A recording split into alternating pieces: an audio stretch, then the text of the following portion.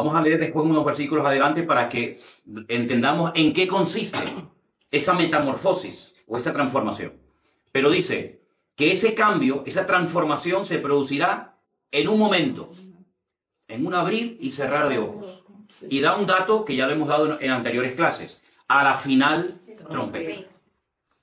Y yo, perdonen que insista, ese dato tiene todo nuestro respeto, porque no vamos a cuestionar el por qué Pablo dijo a la final trompeta y no dijo... Bueno, es que eso fue lo que él quiso decir y eso es lo que está escrito en todas las Biblias del mundo. Esta transformación, este cambio será instantáneo en un momento y una abrir y cerrar de ojos. ¿Cuándo? A la final trompeta.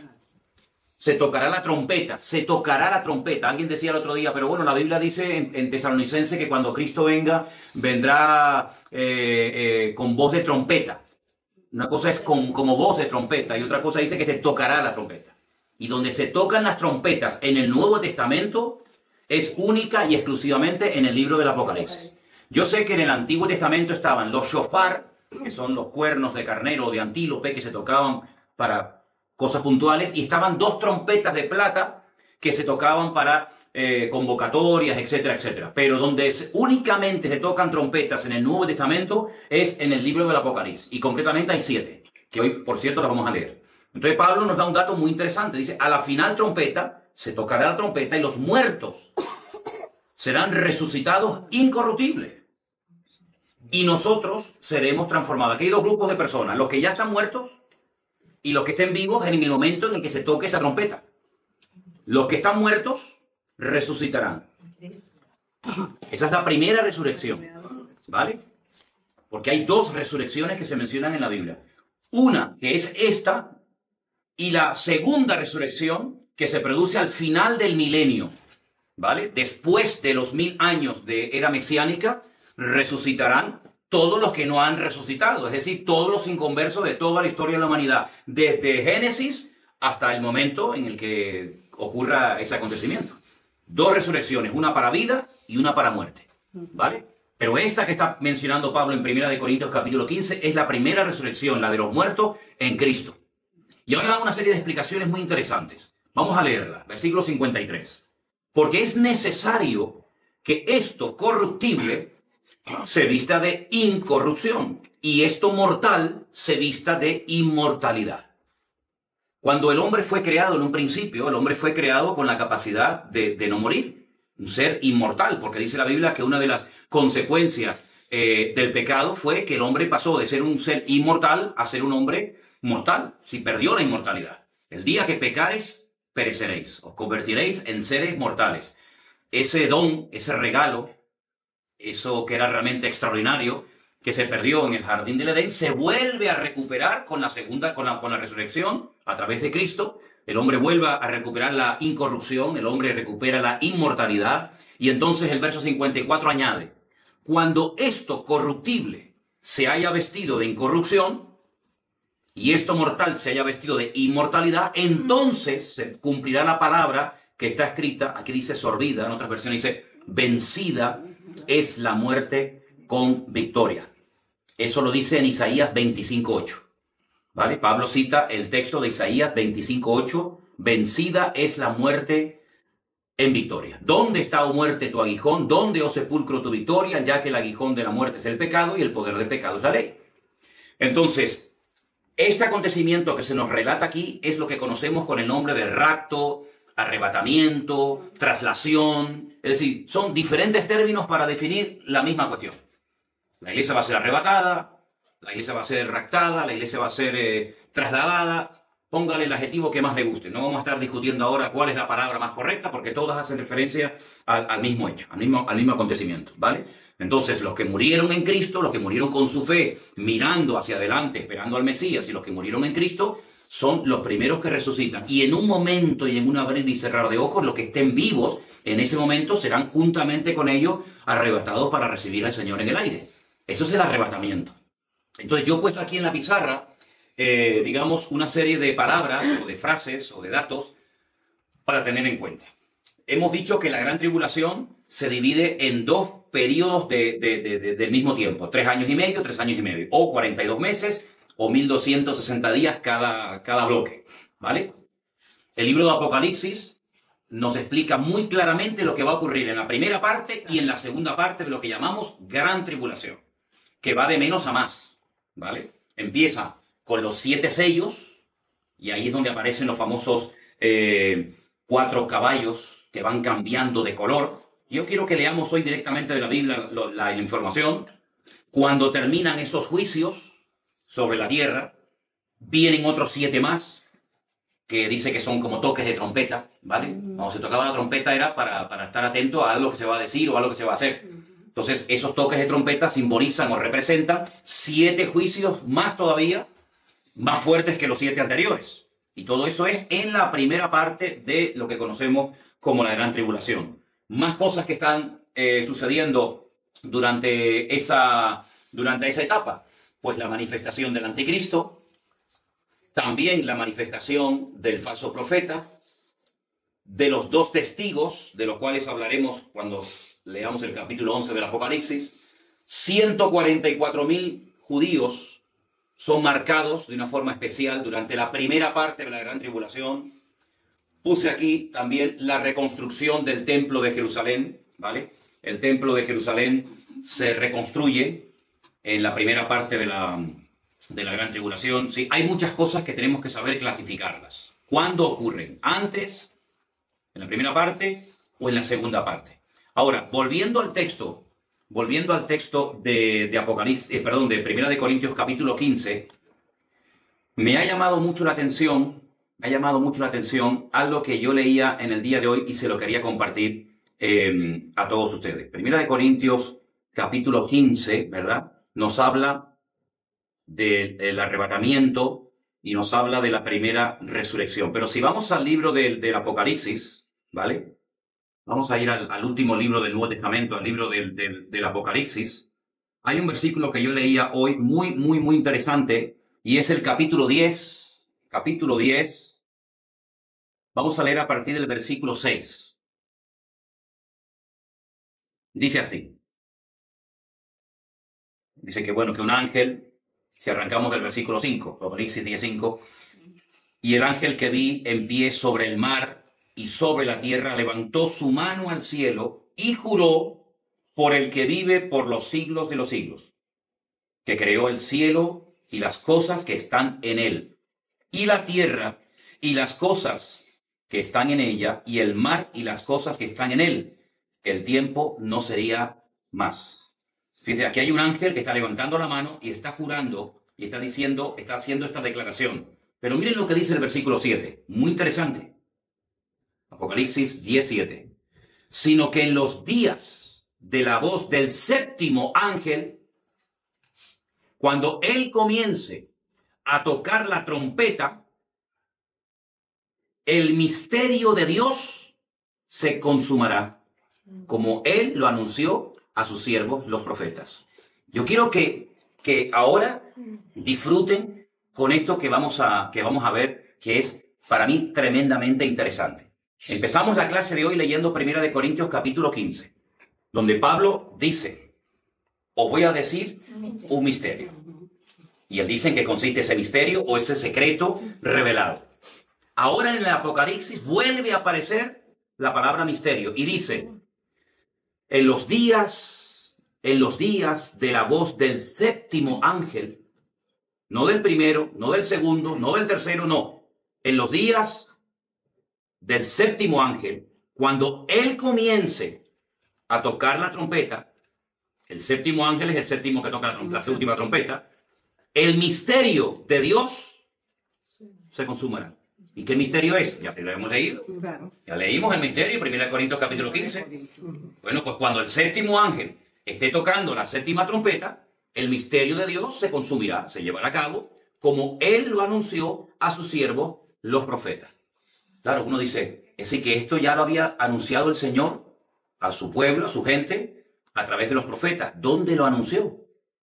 Bueno, el Apocalipsis, si me permiten la expresión, del Antiguo Testamento es el libro de Daniel. Entonces, tienen la página de Apocalipsis 10 abierta, ¿verdad? Ajá, sí. Y la 1 Corintios 15 ya la hemos leído. Vamos a Daniel 12:7. Sí.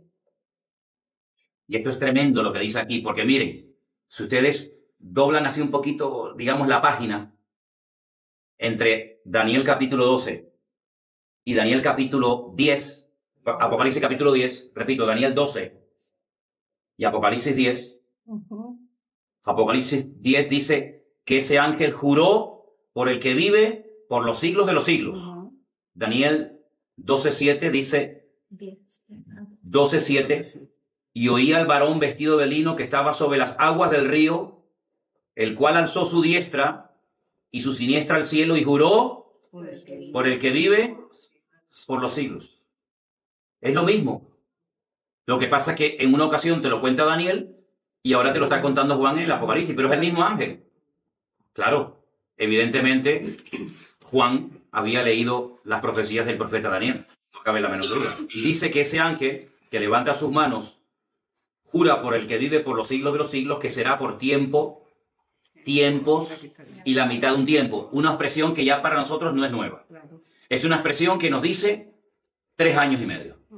Es lo mismo. Pasa que, claro, Juan habla con unos términos, Daniel habla con otros términos, pero estamos hablando de lo mismo. Y entonces dice, y cuando se acabe la dispersión del poder del pueblo santo, todas estas cosas serán cumplidas. El Señor le está hablando a Daniel. Daniel es judío, que pertenece al pueblo de Israel, que en ese momento era el único pueblo santo. Santo significa apartado. No nos compliquemos la vida, ¡ay, santo! Santo significa apartado. Cuando tú apartas una cosa para un uso concreto, lo estás santificando. Pasa que hoy en día no hablamos en esos términos.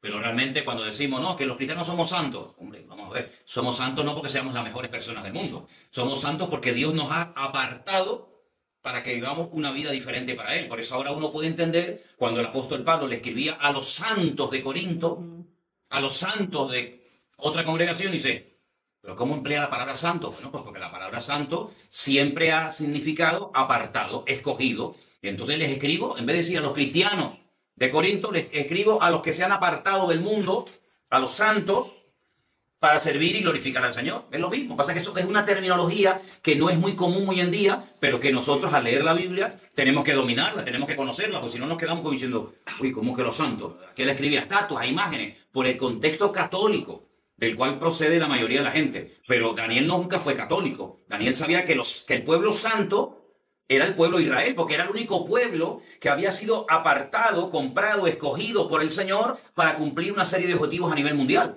¿Vale? Entonces le dice el Señor que cuando se acabe la dispersión del poder del pueblo santo, todas estas cosas serán cumplidas. Ahora, ¿qué es lo que ocurre? Yo les voy a recomendar a todos ustedes, se lo pueden descargar gratuitamente de internet, lo que muchos de nosotros utilizamos, que es una auténtica joya, y es la Biblia paralela.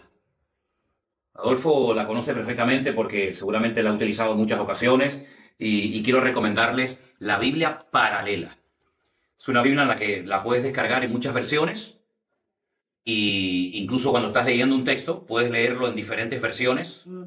Puedes incluso ir al texto original y puedes pinchar sobre la palabra específica y te lo explica en español qué significa esa palabra. Esa palabra en otros versículos de la Biblia aparece con esta connotación o con esta aplicación o significado. Es una joya. Créame realmente que es una joya lo que se llama la Biblia paralela. Entonces, en la versión Reina Valera, que es la que yo estoy utilizando en esta noche y he leído, dice que todo esto se va a cumplir cuando se acabe la dispersión del poder del pueblo santo. Nos quedamos como así diciendo, ¿y esto qué significa?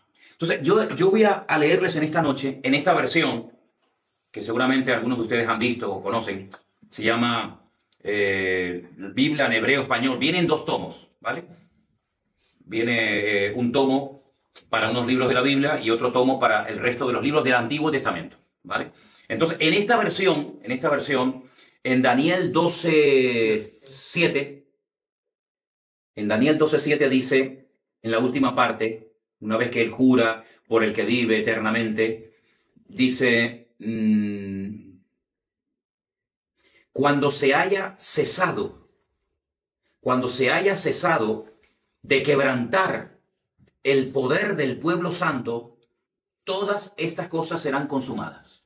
Cuando haya cesado de quebrantarse el poder del pueblo santo, la palabra ahí, sin embargo, ¿sabes la palabra yad? La palabra mano, ¿no? Que se traduce a veces también por poder. sobre quién se ha manifestado el brazo del Señor. Brazo es mucho más que un miembro del cuerpo humano, es sinónimo de poder, ¿verdad? Bueno, en este caso, en el versículo 7 de Daniel 12 aparece la palabra ya, que es la palabra mano. Si cuando se haya dejado de quebrantar al pueblo santo, el pueblo santo, volvemos al tiempo de Daniel, claro, era el pueblo de Israel. Cuando se haya dejado de quebrantar el pueblo santo, todas estas cosas se cumplirán.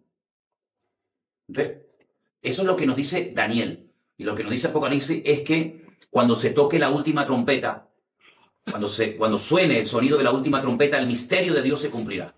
Claro, no hay contradicción entre lo que dice Daniel y lo que dice Juan. Ambos se complementan.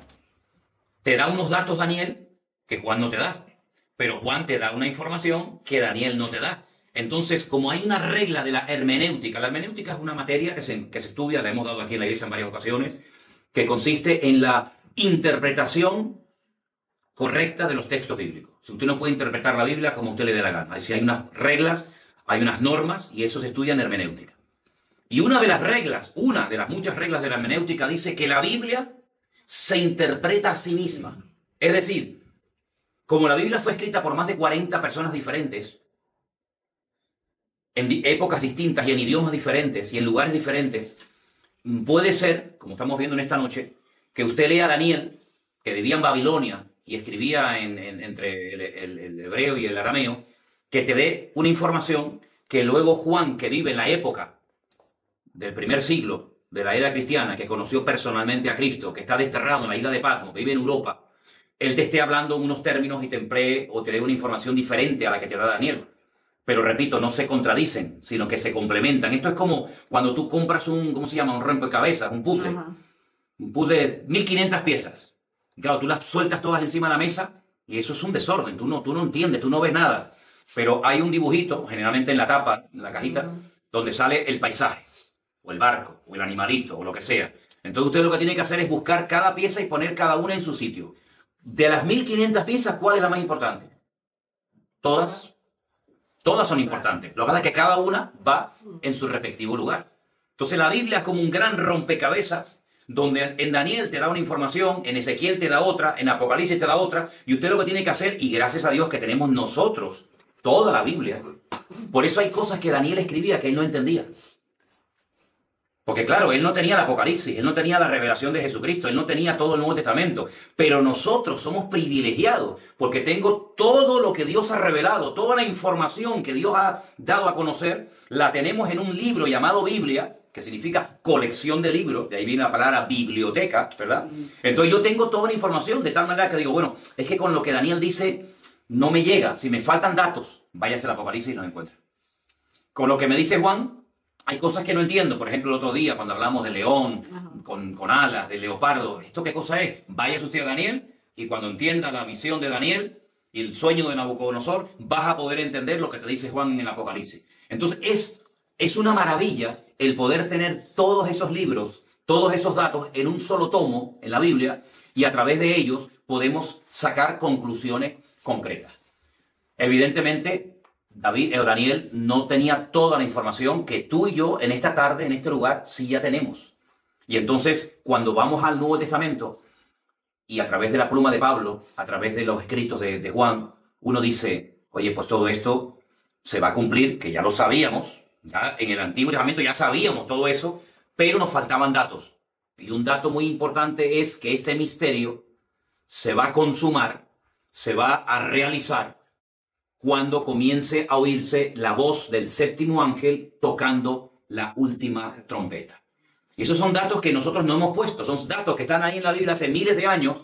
Nosotros simplemente lo que estamos haciendo es leerlos, y de esa manera, podemos sacar conclusiones muy, muy interesantes acerca de los últimos tiempos.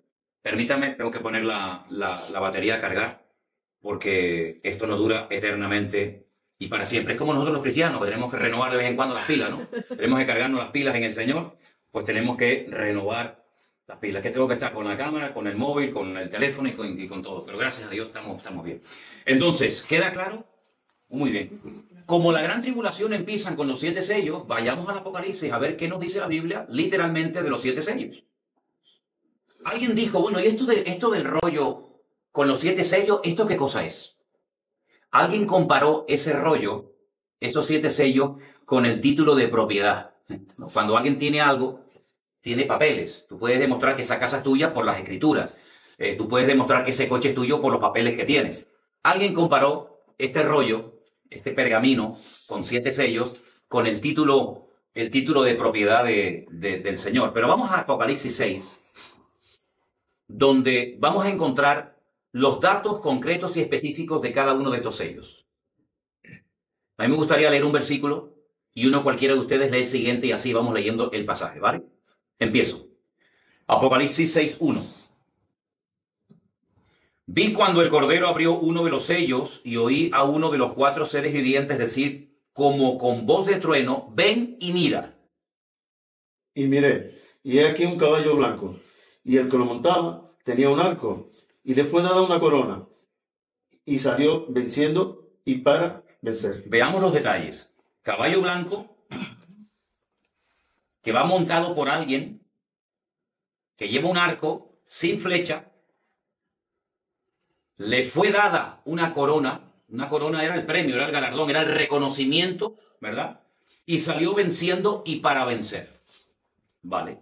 Entonces, podríamos decir que así es como arranca la manifestación y el reconocimiento público de este personaje siniestro al cual conocemos vulgarmente con el nombre del antimesías o anticristo.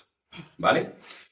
Un caballo blanco, en este caso, representa, pues bueno, cómo es la puesta en escena de este personaje político que va a ser reconocido por muchísima gente y que tendrá poder, tendrá autoridad, tendrá una sede de gobierno, tendrá sus tropas, tendrá sus ministros, etcétera, etcétera. Y es la forma como empieza a manifestarse este personaje siniestro del anticristo en la primera parte de la Gran Tribulación. Cuando se abrió el segundo sello, porque hay más, oí al segundo ser viviente que me decía, ven y mira.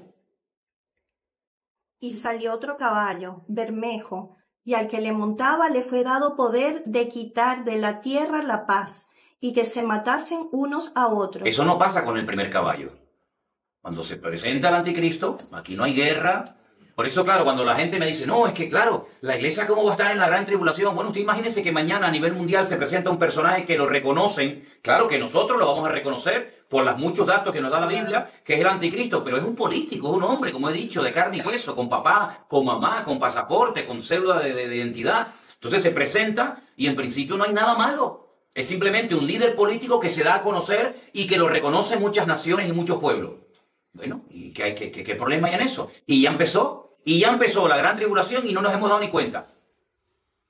Pero a continuación dice la Biblia que se le da poder para quitar de la tierra la paz. Bueno, ¿y cuántas veces la paz ha sido quitada de la tierra estando los creyentes viviendo en el planeta Tierra?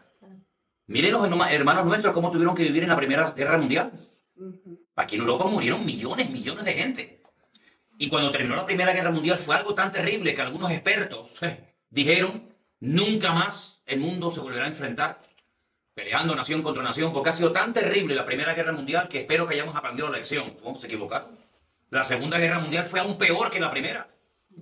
Más de casi 70 millones de muertos. Nación contra nación, no tenías a dónde ir. Todo un continente conquistado por los nazis, por Hitler.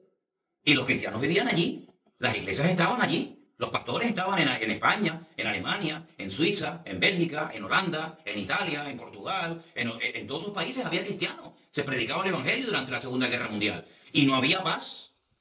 Por lo tanto, si llega un momento en el que se quita la paz, esto para los cristianos no es nada nuevo, porque durante muchos siglos los cristianos vivieron perseguidos. Por lo tanto, si no, es que la iglesia no puede pasar por nada de eso, pero si es que la iglesia ya ha pasado por periodo de la Primera Guerra Mundial, la Segunda Guerra Mundial, etcétera, etcétera. Cuando se abrió el tercer sello, oí al tercer ser viviente que decía, ven y mira, y miré, y aquí un caballo negro. ¿Se dan cuenta cómo el caballo va cambiando de color? Es como diciéndonos, a través del caballo yo te estoy hablando de cómo va cambiando la situación mundial. Y el que lo montaba tenía una balanza en la mano. Versículo 6. Y oí una voz de en medio de los 4 seres vivientes que decía, 2 libras de trigo por 1 denario y 6 libras de cebada por 1 denario, pero no dañes el aceite ni el vino. ¿Ustedes se acuerdan en la parábola de la viña? A la gente que fue a trabajar todo un día al campo, se le pagó al final del día 1 denario. Si 1 denario era lo que se le pagaba a un jornalero por trabajar un día. Y aquí dice Claro, yo le voy a pedir a los hermanos cubanos, porque en Europa esto no existe. Bueno, quiero decir en España, ¿no? 2 libras. ¿Cuántos son 2 libras? Un kilo. Un kilo. 2 libras, 1 kilo. Sí. Ok, ¿ves? Casi, no exacto. Acabo de aprender algo. Más o menos. Porque en España no usamos un sistema métrico decimal y, en fin, otras medidas. 2 libras son 1 kilo, casi 1 kilo. Bueno, 1 kilo de pan por 1 denario. Y el denario acabamos de decir que era el jornal de un día. Está muy caro esto, ¿no? Está caro. Trabajar usted todo un día. Cuidado, que no estamos en los tiempos actuales, donde hay derechos, vacaciones, turno partido. No. Estamos trabajando, estamos viendo en los tiempos bíblicos que se trabajaba desde que salía el sol hasta que se ocultaba el sol. Póngale 10, 12 horas. 12 horas diarias lo que trabajaba la gente en los tiempos de la Biblia. Para que al final del día nada más pueda comprar 1 kilo de pan. Es un disparate. No, pero es que hay más. 6 libras, bueno, si 2 kilos, perdón, si 2 libras son 1 kilo, 6, serían 3. Ok. 3 libras de cebada, 6 libras. perdón, 6 libras. 3 kilos de cebada por 1 denario. ¿Qué le parece? Es carísimo, ¿no? ¿Qué se puede hacer con cebada? Ustedes, hermanas, ayúdenme. ¿Qué se puede hacer con cebada? Cocinarla y tomársela más nada. Porque eso nunca- Sí, tampoco se puede hacer gran cosa con cebada, ¿no? Como- Todo un día trabajando para comprar una barra de pan, 1 kilo de pan y un poco de cebada. Pero no dañe el aceite ni el vino. Es curioso, ¿no? Ni los olivos ni las viñas, lo cual era en aquellos tiempos un artículo de lujo. El aceite se consideraba, el aceite de oliva, se consideraba y se sigue considerando en muchos lugares el oro líquido. Con el aceite se ungía muchas cosas en la Biblia. Con el aceite la gente se lo echaba en la cara, en el rostro, era una especie de ungüento. El vino era un artículo de lujo, ¿verdad? No podía faltar el vino en una mesa. Estamos hablando de la cultura mediterránea. Es decir, había artículos de lujo, pero sin embargo, los artículos elementales y básicos estaban carísimos. ¿Qué cosa, no? Cuando vivimos un tiempo en Argentina, veíamos unas casas espectaculares y coches nuevos y televisiones y lujos, pero sin embargo, después dentro había miseria y pobreza y la gente no tenía ni para comer, ¿no? Las paradojas de la vida, ¿no? ¿De qué sirven los lujos si a la hora de la verdad no tienes para comer? ¿De qué sirve un coche último modelo en la puerta de tu casa, una casa preciosa, si después no tienes ni para la arepa, ¿no? Ni para las caraotas del día, ¿no? Es terrible, ¿no? Pero muchas veces ha pasado eso en países en crisis, que lo que habían comprado, el patrimonio que tenían, ahí estaba, pero que a la hora de la verdad con eso no se sacia el hambre. ¿Vale? Cuando abrió el 4º sello, oí la voz del 4º ser viviente que me decía, ven y mira. Versículo 8. Miré y vi un caballo amarillo. El que lo montaba tenía por nombre Muerte, y el Hades lo seguía, y le fue dada potestad sobre la 4ª parte de la tierra, para matar con espada, con hambre, con mortandad y con las fieras de la tierra. ¿Sabes? En el libro del Apocalipsis a la muerte se le compara o muchas veces se le ve como un ángel, el ángel de la muerte. Dice que el que montaba ese caballo amarillo era el ángel de la muerte, y el Hades es el mismo lugar que se nombra en la Biblia también, pero con otro nombre, porque Hades está en griego y Seol está en hebreo, pero es el mismo lugar, es el lugar de los muertos. Entonces dice que el Hades le seguía y le fue dada potestad sobre la 4ª parte de la tierra para matar con espada, con hambre, con mortandad y con las fieras de la tierra. Es decir, desde que se abrió el primer sello y apareció el caballo blanco, ahora las cosas han cambiado de una forma tremenda. Pero no se olviden que todo eso ocurre en la primera parte de la gran tribulación. Es decir, en 3 años y medio las cosas cambian radicalmente. Y uno dice, pero ¿cómo puede cambiar tan rápido las cosas? Bueno, y en menos tiempo todavía. Mira, la historia del mundo cambió en 1 hora. Cuando cayeron las Torres Gemelas, a partir de ese momento, a partir de esa hora en la que ocurrió esa tragedia, el mundo cambió. Los aviones, los viajes, la seguridad, etcétera, etcétera, todo cambió en poquísimo tiempo. El diablo no necesita demasiado tiempo para conseguir sus objetivos. Cuando abrió el 5º sello, vi bajo el altar las almas de los que habían sido muertos por causa de la palabra de Dios y por el testimonio que tenían. Es decir, en el 5º sello se ve las almas de los que habían sido muertos por causa de la palabra de Dios y por el testimonio que tenían. ¿Dónde? En la primera parte de la gran tribulación. Pero si no estaban, dicen algunos, ya se fueron arrebatados antes. Entonces, ¿cómo los mataron? Es curioso, ¿no? Es interesante ver estos datos que nos da la Biblia. Clamaban a gran voz, ¿hasta cuándo, Señor santo y verdadero, no juzgas y vengas nuestra sangre en los que moran en la tierra. Se les dieron vestiduras blancas, se les dio que descansasen todavía un poco de tiempo hasta que se completara el número de sus consiervos y de sus hermanos que también habían de ser muertos como ellos. Claro, alguien puede decir, bueno, pero estas almas de los decapitados fueron los que mataron antes y por eso están ya en la presencia del Señor. No, pero espera, aquí dice, se les dieron vestiduras blancas, se les dijo que descansasen todavía un poco de tiempo hasta que se cumpliera el número de sus consiervos y sus hermanos que también habían de ser muertos como ellos. Es decir, gente que no estaba muerta, gente que estaba viva, pero que iban a ser muertos durante esta primera etapa de la gran tribulación. Entonces, ¿qué quedamos? ¿Qué quedamos? ¿Te das cuenta como muchas veces la gente repite las cosas como el loro, pero no sacan de la Biblia la información? No, es que yo una vez oí a un pastor que dijo, es que en mi iglesia se enseñaba así, pero una pregunta, ¿usted lo ha leído? Porque aquí yo estoy viendo cosas que como que se contradicen con algunas cosas que nos han enseñado en el pasado. Aquí dice que van a estar matando a gente por causa de la palabra de Dios, y por causa del testimonio, van a estar muriendo durante la primera parte de la gran tribulación. ¿Qué le parece? Entonces, todas estas señales y todos estos juicios, repito, y quiero que lo que quedemos bien claro, es durante los primeros 3 años y medio. Miré cuando se abrió el 6º sello y aquí hubo un gran terremoto. Oye, una cosa curiosa de la Biblia es que el futuro te lo cuenta en tiempo pasado. Hubo un gran terremoto. Pero si todavía esto no se ha producido. Pero es que ya en el Señor, el futuro ya te lo cuenta como algo que ya pasó, porque Él lo sabe todo, mi hermano. Él es presente, pasado y futuro al mismo tiempo. Hubo un gran, no dice habrá, hubo un gran terremoto y el sol se puso negro como tela de silicio, la luna se volvió como de sangre, y las estrellas de los cielos cayeron sobre la tierra, como la higuera deja caer sus higos cuando es sacudida por un fuerte viento. El cielo se desvaneció como un pergamino que se enrolla, y todo monte y toda isla se removió de su lugar. Los reyes de la tierra y los grandes, los ricos, los capitanes, los poderosos, y todo siervo y todo libre se escondieron en las cuevas y entre las peñas de los montes, y decían a los montes y a las peñas, caed sobre nosotros y escondednos del rostro de aquel que está sentado sobre el trono y de la ira del Cordero. Ahí tienen un versículo que pueden utilizarlo como referencia a la ira del Cordero, porque dijimos en otras clases que en el Apocalipsis mencionan 3 tipos de ira diferentes. Una es la ira del Cordero, otra es la ira de las naciones y otra es la ira del dragón. Son 3 cosas diferentes. Lo digo porque hay gente que utiliza el versículo de, hermano, la Biblia dice que Dios no nos ha puesto para ira, sino para alcanzar salvación. Y es el texto que utilizan para decir que la iglesia o los cristianos no van a estar por lo menos en la primera parte de la gran tribulación. Entonces es cuando lo decimos, pero ¿a qué ira hace usted referencia? Y ahí los desarma, porque dice, ¿cómo que a qué ira? Es que hay 3. ¿De qué ira estamos hablando? ¿De la ira del Cordero, del Señor? Y estamos libres. El Señor no está enfadado con nosotros. Pero la iglesia está exenta de la ira de las naciones. ¿Cuántos cristianos en este momento, en este día, habrán muerto por el Señor? Por naciones impías que le han dado la espalda al Señor. ¿Cuántos hermanos nuestros mueren cada año? Por la ira de las naciones, por la ira del dragón o de Satanás. Incontables. Ahora, entre el 6º sello y el 7º, hay algo en medio.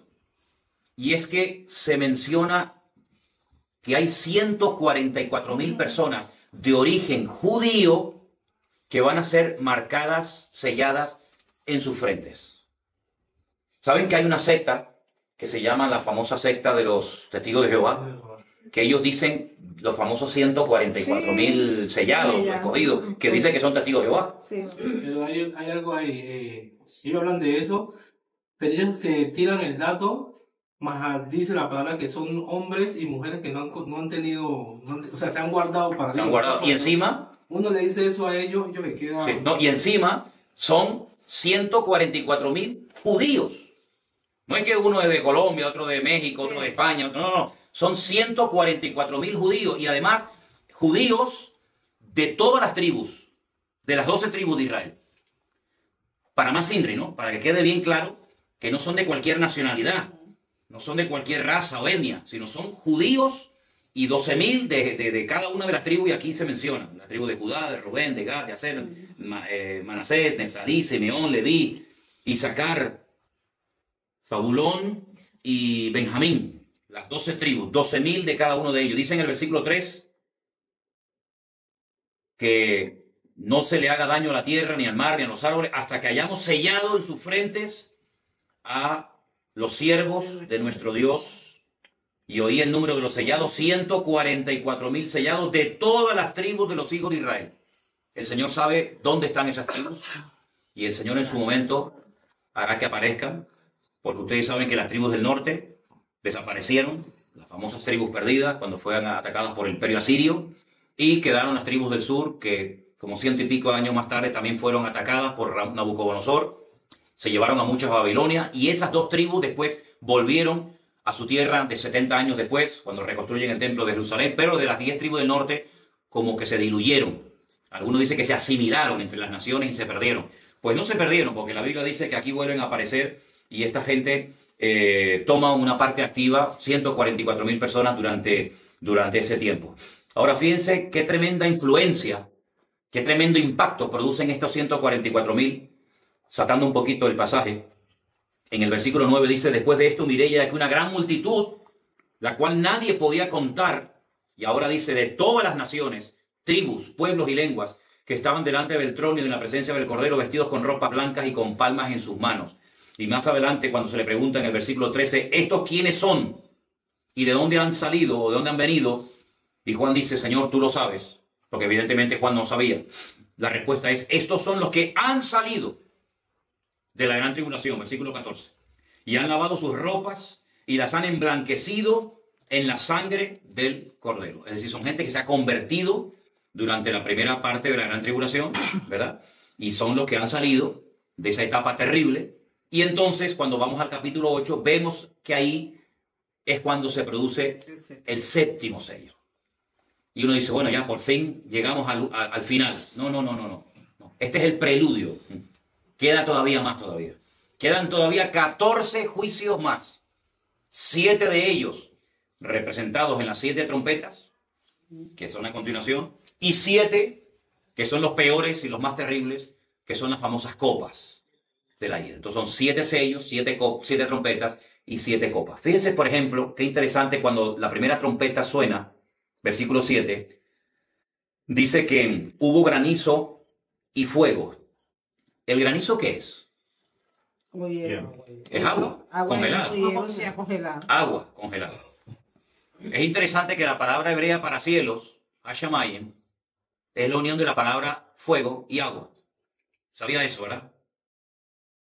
Cuando dice en el libro del Génesis, Bereshit bara Elohim et Hashamayim, la palabra cielos, repito, es la unión de la palabra Esh, que es fuego en hebreo, y Mayim, que es agua en hebreo. Entonces los cielos están compuestos por fuego y por agua. Algo que parece imposible, porque el fuego lo apaga el agua. Y es curioso que del cielo cae granizo, que es agua, y cae también fuego, mezclado con sangre.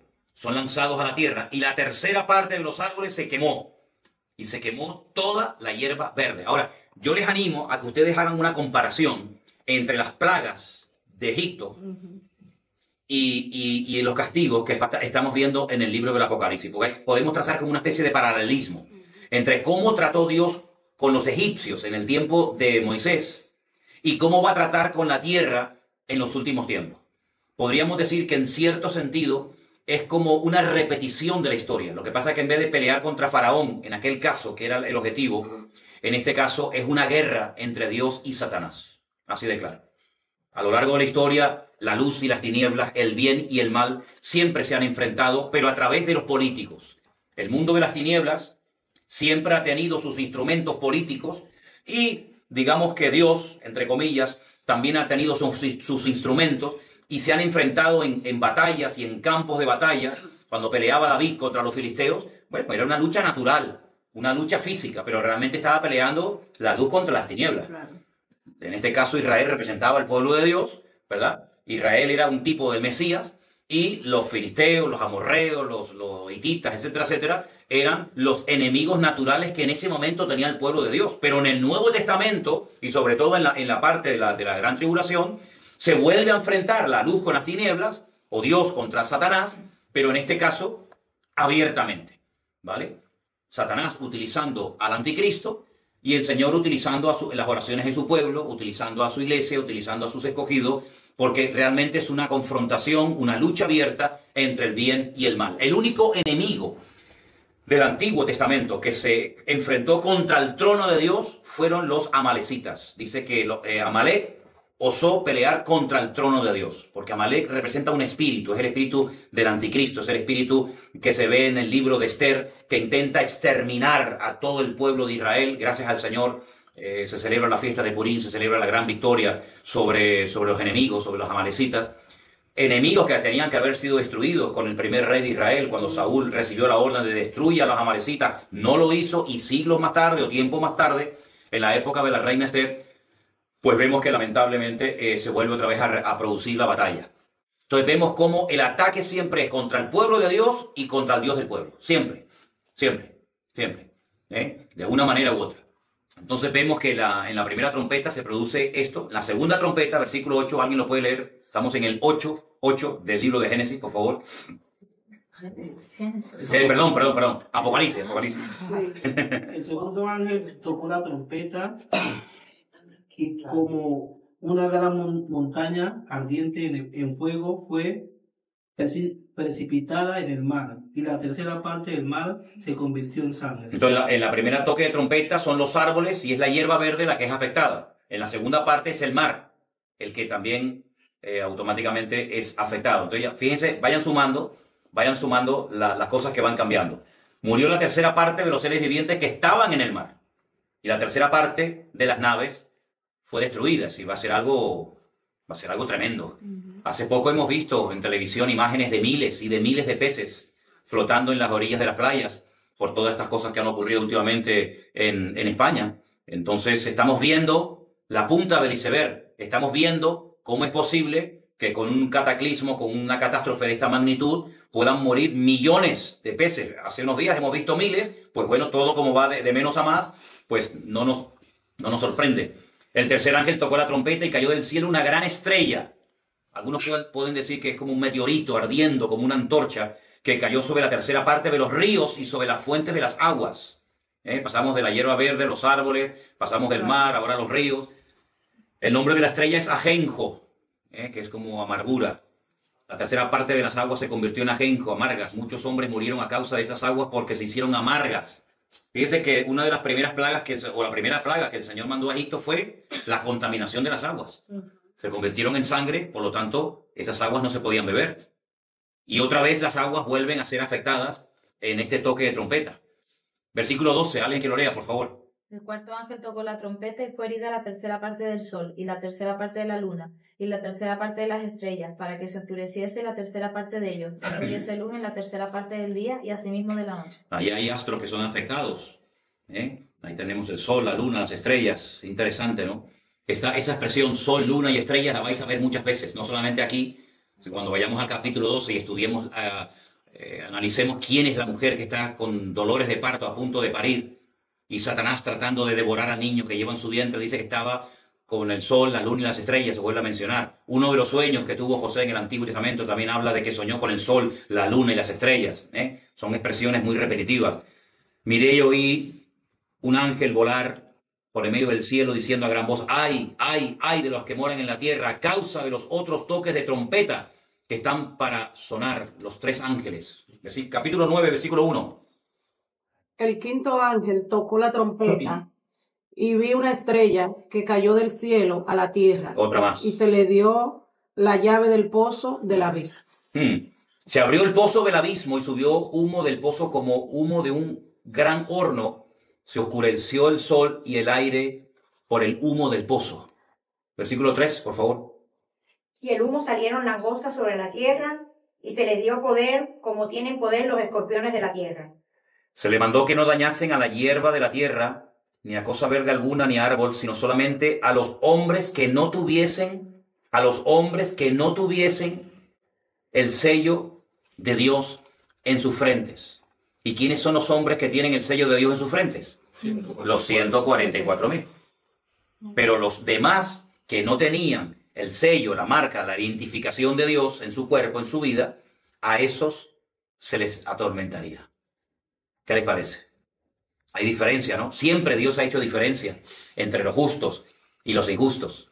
En Egipto lo hizo, en el diluvio lo hizo, en la destrucción de Sodoma y Gomorra lo hizo. Siempre ha habido una gran diferencia. entre sus hijos, entre su pueblo y los que no son su pueblo. Dios siempre ha protegido, Dios siempre ha cuidado, Dios siempre ha marcado una diferencia entre los que le pertenecen y los que no le pertenecen. Dice, pueden dañar a los hombres que no tienen el sello de Dios en sus frentes. A eso lo que quieran, pero los que tienen la marca de Dios en su frente, por eso no se preocupen. ¿Qué te parece? Ahora, es interesante notar que al final del capítulo 9, dice, los otros hombres que no fueron muertos con estas plagas, ni aún así se arrepintieron de las obras de sus manos. Si ya ha habido 14 juicios terribles, catástrofes, el mar afectado, la fuente de las aguas, miles, millones de personas han muerto, pero dice que ni aún así se arrepintieron de las obras de sus manos, ni dejaron de adorar a los demonios. Ustedes saben que en la Biblia la idolatría es comparada a adorar a demonios. Eso lo dice la Biblia. Ni dejaron de adorar a los demonios, ni a las imágenes de oro, de plata, de bronce, de piedra y de madera, las cuales no pueden ver, ni oír, ni andar. Y no se arrepintieron de sus homicidios, ni de sus hechicerías, ni de su fornicación, ni de sus hurtos. Oye, es increíble, ¿eh? Cómo la dureza del corazón del hombre, ni siendo castigado con estos juicios terribles de parte de Dios, dice que ni aún así muchos se arrepintieron de sus obras. Es tremendo, ¿no? Es tremendo ver cómo cuando una persona se niega a creer y a humillarse, no hay forma. Miren el faraón. Si alguien vio milagros, si alguien vio cosas tremendas que nadie había visto, fue el faraón. El río Nilo convertido en sangre. ¿Saben lo que es eso? El río más largo del mundo. Por lo menos en la parte de Egipto, sangre. Ranas en la cama que le entraban por todas las habitaciones. Nada. Piojo. Muerte de los primogénitos. Granizo. Muerte del ganado. Úlceras. Moscas. Endureció su corazón de tal manera que no había forma de reconocer que el Dios de los hebreos, el Dios de Israel, era el Dios vivo y el Dios verdadero. ¿Qué te parece? Entonces, la voluntad del hombre no es anulada ni siquiera después de la conversión. Cuando la persona se convierte, Dios no lo robotiza. Dios no anula la voluntad de la persona, del individuo, sino que la persona tiene voluntad propia. Y en este caso, la voluntad individual de estas personas es que no nos vamos a arrepentir ni viendo castigos, ni siendo perjudicados con estas plagas o epidemias o castigos. No se quisieron arrepentir de todo lo que ahí se menciona. Siguieron adorando imágenes, siguieron con sus hechicerías, con su fornicación, con su libertinaje. Tremendo, ¿no? Tremendo. Pero si creen los hombres, o incluso ustedes, que ya Dios va a decir, bueno, vale, no se quieren arrepentir, paro. No, todavía queda lo peor. Todavía queda la segunda parte de la gran tribulación, que es tremenda. Ahora, durante la primera parte de la gran tribulación, los 144.000 van a estar predicando junto con los dos testigos, capítulo 11 del Apocalipsis, que hablaremos la próxima semana de estos dos personajes, que nadie te puede decir quiénes son. Se puede especular, se puede opinar, y no hay nada malo en eso. No hay nada malo en decir, oye, hubieron dos personajes de la antigüedad que, según nos cuenta la Biblia, no murieron. La Biblia dice que Enoc caminó con Dios y con Dios se fue. Y la Biblia presenta a Enoc en el Nuevo Testamento como un profeta, como un hombre que vio y habló y escribió de la segunda venida de Cristo.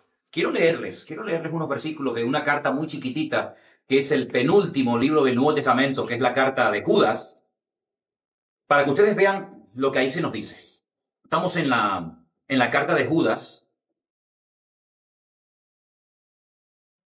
que solamente tiene, bueno, ni siquiera un capítulo, ¿no? Son como versículos sueltos. En el versículo 14 se nos habla de Enoc. Dice, de estos también profetizó Enoc. Lo curioso es que cuando tú vas al libro del Génesis, que es donde se ubica el personaje de Enoc, no lo vemos profetizando. Pero sin embargo, Judas dice que Enoc profetizó. Luego en el Nuevo Testamento, en la época del Nuevo Testamento, se sabía lo que profetizó Enoc. Bueno, hay un famoso libro apócrifo, ¿no? Que se llama el famoso libro de Enoc. Y dice que Enoc, que fue la séptima generación después de la de Adán, dijo, he aquí vino el Señor con sus santas decenas de millares. Esto no fue en la primera venida. El Señor no vino con sus santas decenas de millares en su primera venida. Luego Enoc, este personaje ancestral, antes de Abraham, antes de Moisés, antes de la ley, dice, vino el Señor con sus santas decenas de millares para hacer juicio contra todos y dejar convictos a todos los impíos de todas sus obras impías que han hecho impíamente y de todas las cosas duras que los pecadores impíos han hablado contra él. Esto lo dijo Enoc, y ese hombre no murió. Dice la Biblia que Dios lo arrebató, Dios se lo llevó. Y hay otro segundo personaje, que es el famoso profeta Elías, que dice la Biblia que fue arrebatado en vida. Un carro de fuego se lo llevó a la presencia del Señor, y son los dos únicos personajes de la historia que no experimentaron muerte. ¿Por qué se dice que puede ser Enoc y Elías, esos dos testigos o dos predicadores que van a venir en la primera parte de la gran tribulación? Bueno, porque no murieron. Y como hay un versículo muy interesante que está en Hebreos 9:27, compróbenlo si no me equivoco, que dice, es necesario que todos los hombres mueran una sola vez y después de esto el juicio. Algunos dicen, bueno, pues si está establecido por Dios que todos los hombres mueran una sola vez y estos no murieron, y dice la Biblia que los matan a los dos predicadores o a los dos testigos, los dos olivos, como se le llama en el libro de Zacarías, los matan, pues entonces no van a morir dos veces. No van a morir dos veces. Como no han muerto, los matan en la gran tribulación. A los 3 días el Señor los resucita, los lleva a su presencia. Entonces, algunos dicen, puede ser Enoc, puede ser Elías. Hay gente que lo ha dicho, pero yo no me atrevo a decir que son Enoc y Elías, porque la Biblia no lo dice. Dije hace unos días que hay un libro que escribió un pastor español que él dice los nombres de los dos testigos. Claro, tendrá una iluminación que no tuvo ni Juan en el Apocalipsis, ¿no? Otros dicen que puede ser Moisés y Elías. Moisés como representante de la ley y Elías como representante de los profetas. Porque además en el monte Tabor, en el monte de la transfiguración, se presentaron estos dos personajes, Moisés y Elías. Y los dos estuvieron hablando con Cristo. Y después dice que desaparecieron y se quedó solo Jesús, se quedó solo el Señor allí. Pero bueno, yo veo en el libro del Génesis que Moisés murió.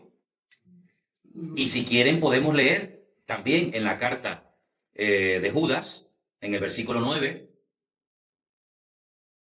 Pero cuando el arcángel Miguel contendía con el diablo, disputando con él por el cuerpo de Moisés, no se atrevió a proferir juicio de maldición contra él, sino que dijo, el Señor te reprenda. Dice que Satanás se quería llevar el cuerpo de Moisés, pero el cuerpo muerto, no el cuerpo vivo. Luego Moisés murió. Entonces va a venir a la gran tribulación y lo van a matar a Moisés. ¿Ustedes creen sinceramente que Moisés va a venir en la primera parte de la gran tribulación y a este hombre, este santo varón de Dios, lo van a matar para después resucitarlo otra vez? Sinceramente, en mi opinión personal, es que no. Yo no creo que el Señor tenga preparado a Moisés para que venga en la gran tribulación y lo maten. Entonces, bueno, los dos únicos que nos quedan posibles candidatos sería Enoc y sería Elías, pero no tenemos ninguna autoridad bíblica, ningún respaldo bíblico para afirmar tal cosa. Por lo tanto, el Señor sabe quiénes son. Ni tú ni yo, ni nadie en el planeta Tierra sabe de quiénes se tratan estas personas. Lo que sí nos dice Apocalipsis capítulo 11, y el próximo día lo leeremos con todo detenimiento, es a lo que vienen, lo que hacen, cómo mueren, cómo son resucitados, pero eso lo dejamos para la próxima semana. Lo que sí quiero que tengamos bien claro son las cosas que van a ocurrir en la primera parte de la gran tribulación. Cosas que en un momento determinado no son cosas tan terribles como, por ejemplo, cuando algunos cristianos me han preguntado, pero hermano, y entonces cuando nos vayan a marcar con la marca de la bestia, porque los que se dejen marcar después no se pueden convertir. Pero ¿dónde dice la Biblia? ¿Dónde dice la Biblia que en la primera parte, en los primeros 3 años y medio de la gran tribulación, marca el anticristo a la gente? ¿Dónde dice eso? ¿No lo dice?